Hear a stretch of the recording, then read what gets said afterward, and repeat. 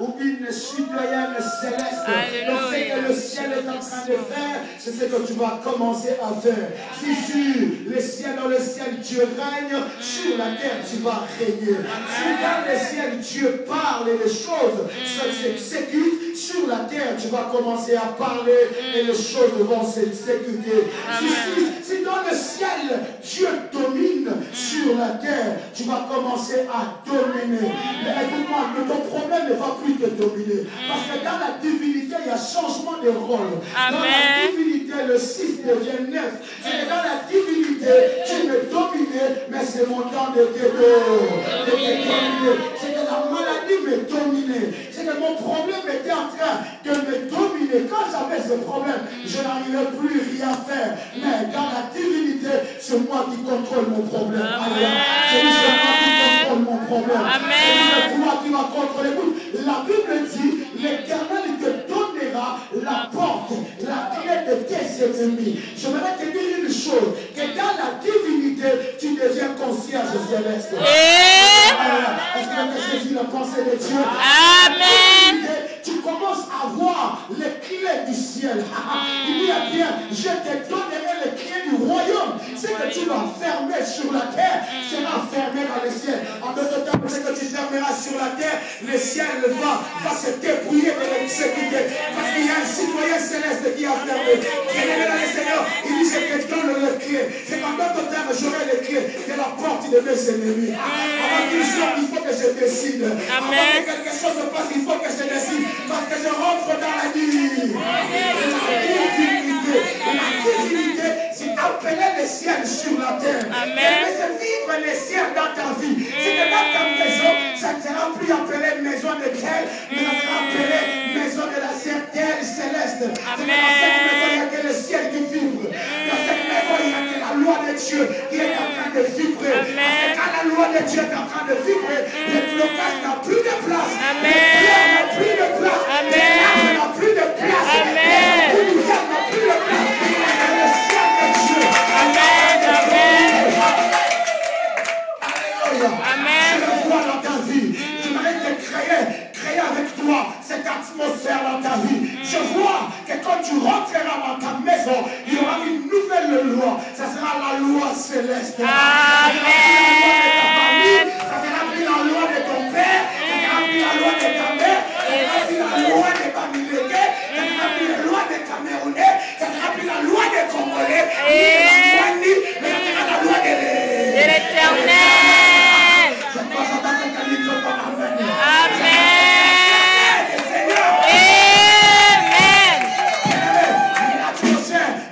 Commencer maintenant en 2010, ce sera l'atmosphère de 2011. Si tu commences, tu veux finir 2010 comme si tu es distrait, 2011 commencera comme ça. Parce que maintenant que nous sommes en train de parler, il y a encore le monde du ténèbre qui est en train de bouger. Il se dit que non, nous allons conférer. Je voudrais que tu te libères toutes les chaînes qui tombent dans l'ennemi.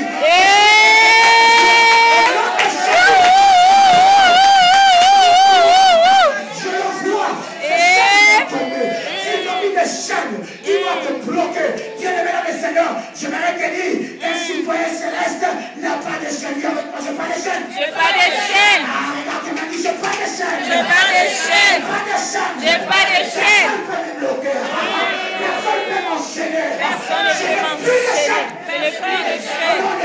Jésus. Le ciel sur la terre. Amen. Bien-aimé dans le Seigneur, le ciel sur la terre. Amen, un scandale. Les gens commenceront à dire, c'est elle ou ce n'est pas elle. Les gens commenceront à dire, c'est lui ou ce n'est pas lui. Les gens commenceront à dire, non. Nous croyons que cet enfant a un Dieu vivant. Il dit, non, nous avons vu des dieux. Mais un Dieu comme le Dieu de la serpente, un Dieu comme le Dieu du frère tel, n'a jamais existé. Parce qu'il a fait le ciel sur la terre. Amen. Viens avec moi, j'appelle. Le ciel sur la terre. J'appelle le ciel sur ma terre. J'appelle le ciel sur ma terre. J'appelle le ciel sur ma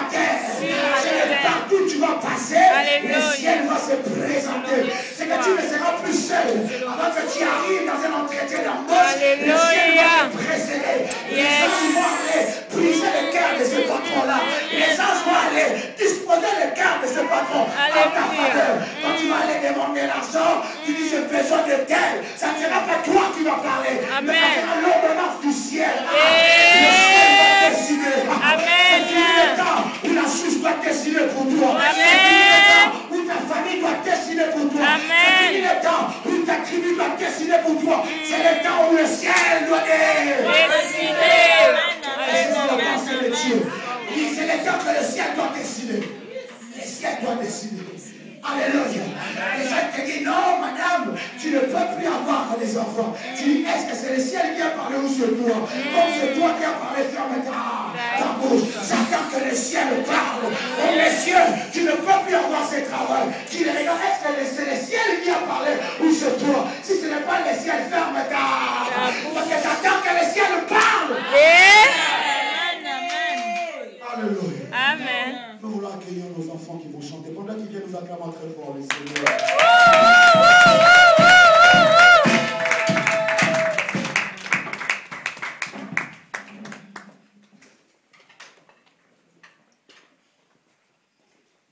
Il faut les encourager quand même.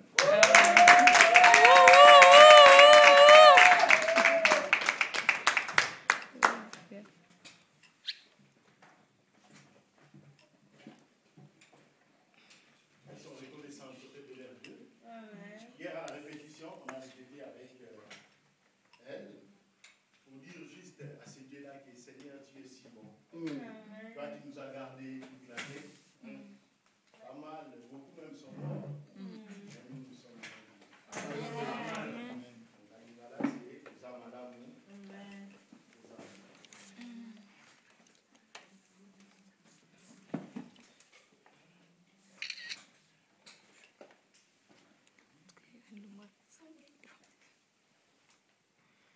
Kamaina yembalelo ozamalamu yopangusi pinjoni nanga ozamalamu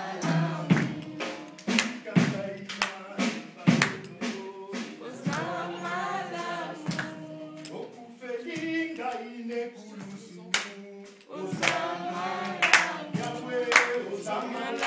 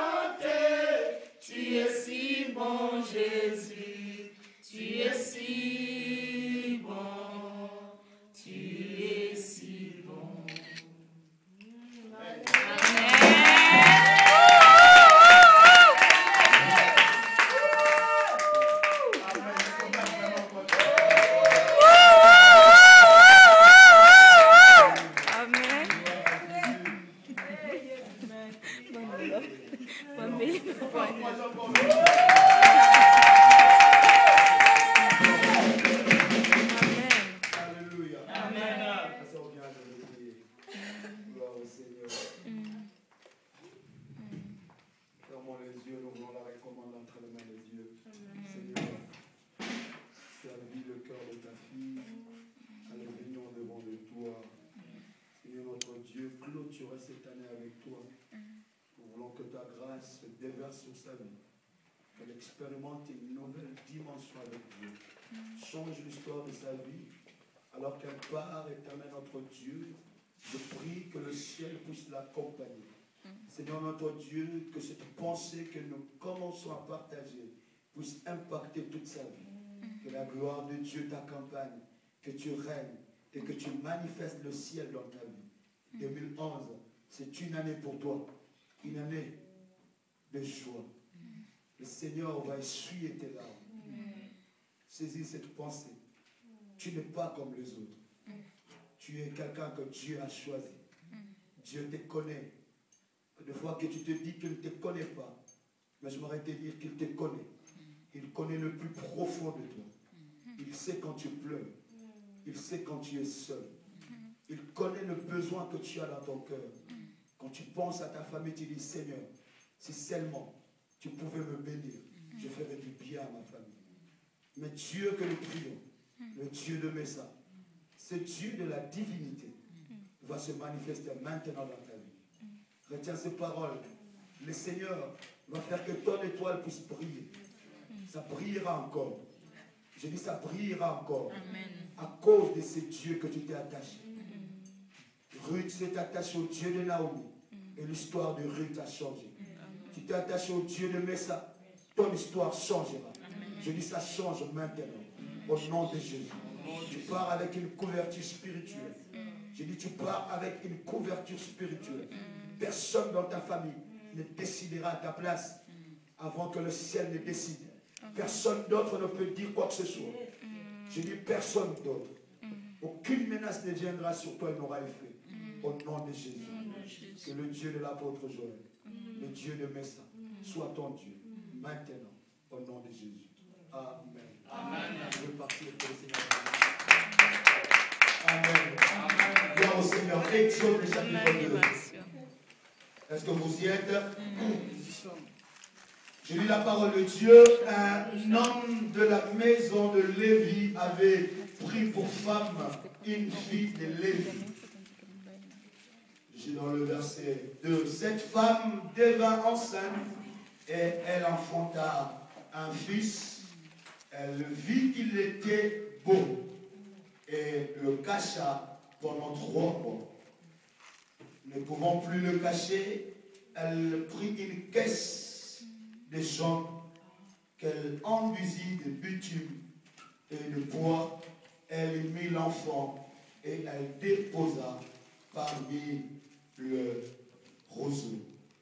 Vous êtes avec moi? Amen. Sur le bord du fleuve, le verset 4. La sœur de l'enfant se tint à quelque distance pour savoir ce qu'il allait arriver, ce qui lui arrivait.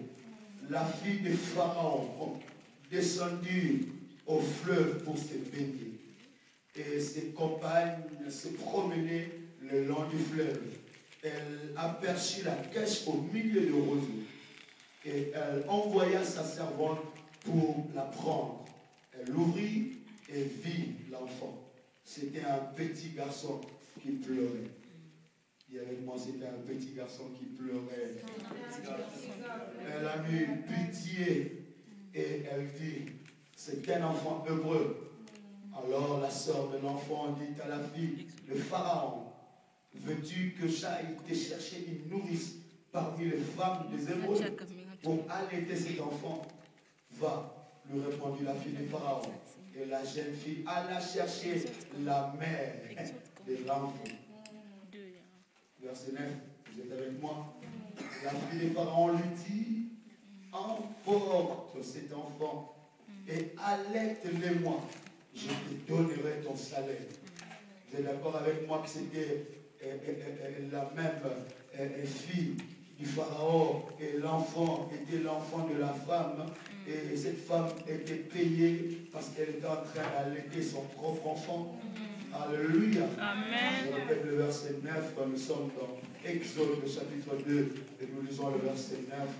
La fille de Pharaon lui dit, emporte cet enfant et allaite-le-moi, je te donnerai ton salaire. La femme prit l'enfant et l'allaita. Dis avec moi, Amen. Amen. Seigneur, bénis ce moment de la parole. La Bible dit, c'est poussé par le Saint-Esprit que nous les hommes nous avons parlé de ta part. Nous voulons que notre intelligence puisse s'effacer. Nous voulons que nos compétences puissent s'effacer. Et nous voulons que l'Esprit puisse agir dans le nom de Jésus. Merci de glorifier le nom de Jésus. Merci Seigneur d'utiliser ta langue pour la bénédiction d'une personne. Au nom de Jésus-Christ. Amen. Amen. Gloire au Seigneur. Amen. Est-ce que quelqu'un peut mettre la parole au Seigneur?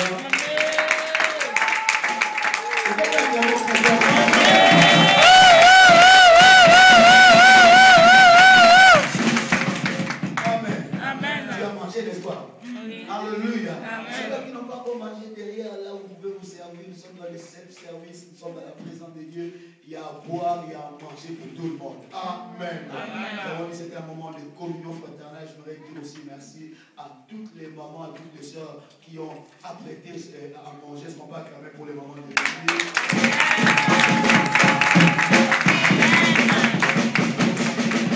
Merci à tout le papa de l'église, à tous les frères qui ont apprêté le jus à boire. Est-ce qu'on peut acclamer le Seigneur?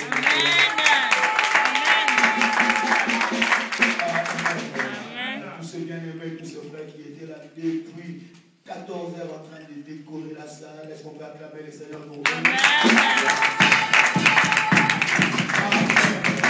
Nous allons partager quelque chose de très important qui va énormément nous bénir ce soir. Nous voulons parler de ce verset qui va nous conduire dans l'année 2011 parce que dans quelques heures, nous voulons déjà atterrir dans l'année 2011. Alléluia. Je m'aurais dit, serre encore ta ceinture parce que peut-être que tu vas passer des zones de turbulence, mais le Seigneur est avec toi. Alléluia. Tu vas quand même atterrir dans l'année 2011. Alléluia. Que le diable ne veille ou pas. J'entends déjà dire, ah j'ai mal à la tête, ah je me sens pas bien. J'ai dit, ce sont des zones de turbulence. Tu vas atterrir quand même dans l'année 2011. Tu vas encore atterrir dans l'année 2011. Tu vas atterrir dans l'année 2011. Sois à l'aise parce qu'il y a quelque chose qui va être préparé pour toi. Vous savez, quand tu vas atterrir, le Seigneur va s'occuper de tes bagages. Alléluia. Il va s'occuper de tes bénédictions. Tu ne vas pas entrer 2011 seulement comme ça. Vous savez, quand quelqu'un voyage, il a toujours l'habitude d'amener ses bagages. Tes bagages seront ta bénédiction. Il y a quelque chose que tu as pleuré devant Dieu. Je m'adresse à quelqu'un. Tu as pleuré devant Dieu. Le Seigneur dit, entre seulement dans l'avion. Mais tu vas atterrir. Quand tu vas atterrir, je vais m'occuper de tes bagages. Tu vas parler par la grâce du Seigneur de ce verset qui va énormément nous bénir. Nous parlons de l'histoire de Moïse. Je pense que tout un chacun de nous présents ce lieu connaît l'histoire de Moïse, n'est-ce pas? Il connaît ce que Dieu a fait dans la vie de cette personne, ce que Dieu a fait dans la vie de sa nation, de sa famille. Il a changé l'histoire de sa vie. Mais cet homme, c'était un envoyé de Dieu. C'était un choisi de Dieu. Bien-aimé dans le Seigneur, vous allez voir que la vie de cet homme, quand il a commencé, ça n'a pas commencé comme tous les enfants. Tous les enfants n'ont pas commencé comme la vie de Moïse. Moïse, quand il est né, il y avait une loi qui était décrétée. Et cette loi est venue seulement avant que Moïse puisse naître, l'enfant de la destinée. Avant qu'il puisse naître, Pharaon, il a dit que tout mâle qui naîtra des enfants, des Hébreux, doit mourir et vous allez me laisser des filles. Pourquoi il dit ça? Parce que dans la préscience de Dieu, il y avait un enfant destiné qui devait venir apporter la libération. Et quand cet enfant est destiné, il voulait venir, il y a une loi qui était promulguée. Et tout le monde devait se plier à cette loi. Et Moïse est né pendant cette loi. Peut-être que bien-aimé, je suis en train de parler, d'ouvrir mon message. Tu peux te dire que pendant que j'étais né, il y avait une loi qui était proclamée dans ma famille. Il y avait une loi qui était proclamée, je ne sais pas où, mais bien aimé dans le Seigneur, il faut comprendre que chaque fois qu'un enfant de la destinée naît, il y a quand même une loi.